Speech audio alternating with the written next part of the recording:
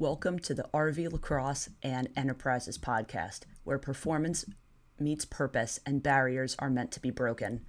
I'm Rachel Valarelli, Team USA athlete, educator, entrepreneur, coach, advocate, and one of the first women to compete in multiple men's professional lacrosse leagues around the world.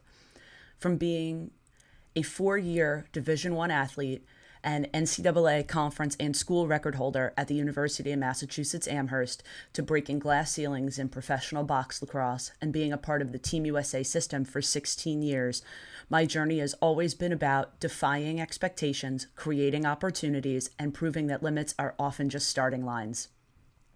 I'm the founder of 3 small businesses, RV Lacrosse LLC, Rachel Valarelli Photography and Media, and Team 26, where I've had the opportunity to mentor and develop athletes from kindergarten through college and professional levels, while also helping tell the stories that grow the game through media, branding, leadership, and advocacy. This podcast is about more than sports. It's about leadership. It's about resilience. It's about entrepreneurship. It's about advocacy. It's about what it truly takes to build a career, a legacy, and a life fueled by passion and purpose. Here we'll have real conversations with athletes, coaches, business leaders, educators, creators, and change makers who are redefining success in sports and beyond. Whether you're chasing championships, building a business, navigating adversity, or looking for inspiration to take the next step in your own journey, you're in the right place. This is the RV Lacrosse and Enterprises podcast, powering performance and delivering dreams. Let's get started. What's up, everybody? Today I wanted to chat about club sports in the US, and I've been saying this for a very long time. Youth sports stopped being about kids a very long time ago. And my goal as the girls director for Team 91 Tri-State and someone who runs their own business, right? Running RV lacrosse, doing lessons, clinics, camps, recruiting, advising, consulting, however you want to frame it. The most important thing for me is, how can we be there to support the next generation? And I feel that youth sports in America, not all, but a lot, cater more towards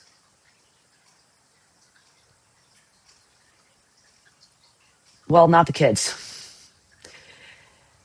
And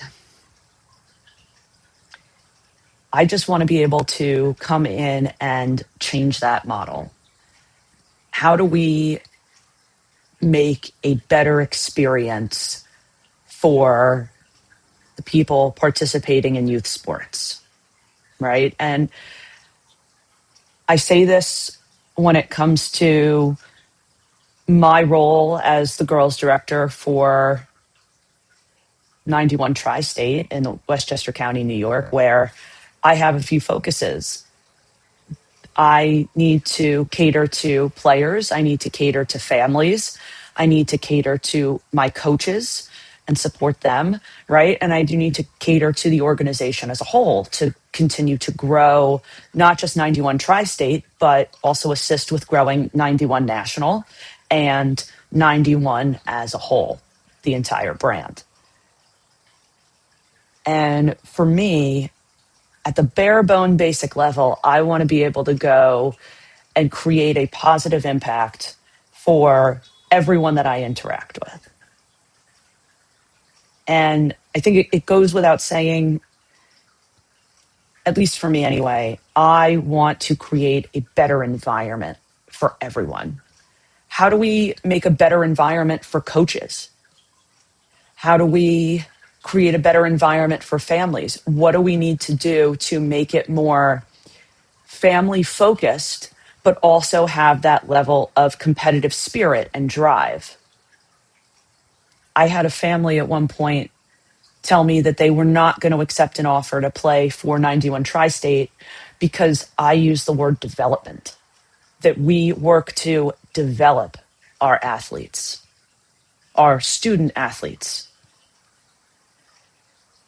And it kind of threw me for one a little bit, because isn't that the point of youth sports, right? Is to develop body and mind? Maybe it's because I'm going back for another master's and wanting to become a PE teacher. But I don't understand how you can have youth sports and not have a focus on development. I think you can have, actually, I know, I don't think, I know you can develop and be competitive. Because when we look at other models, right, European football, and how they develop from youth all the way through the professional ranks. But even in the US, when you look at college sports, and I'm still a college coach, we develop our athletes. They don't come in completely polished. I mean, sometimes they do, sure, but everyone can improve in life no matter what, right? There are professional development days for teachers. There are leadership workshops if you're in business. Consulting companies come in where they work with you to develop new skills, right? Maybe we call it something else at that level, but the reality is that everyone has to be able to continue to grow and learn no matter what stage they are in life. And I feel like we have gotten away from that in youth sports. I'm not sure how we take a word like development and make it be negative. I think it's such a positive. We want to be able to grow and learn. I don't understand how we are doing a good service to our youth by not developing them in some capacity. Isn't that what school's for? You learn and develop new skills. You grow as an individual. You grow through life. Hell, I'm still developing as an adult. I think we have to really look at this stigma in youth sports, why there's such a negative on the word development. I think it is such a positive. And for some reason, development to a lot of people means more of a B team, or not as strong, not competitive. And I'm not sure why that's the case. I look at a football club like Manchester United, and I know that's European, but they develop, and they've been pretty successful over the years. I would say they have a history of success. Every season's not perfect. I think that's what's so interesting about sports in general, right? Is it is so vastly different, and you never know what to expect. Any given day, anything can happen. And I think that's a really cool experience. And you learn how to bounce back from adversity. Again, you're developing skills in how to handle aspects in life. So I don't think development is a no word. I think development is great. I think there needs to be more focus on development, at least from the way that I translate development. And I know you can be competitive and develop skills, because at the end of the day, isn't that what life is all about? So I don't know.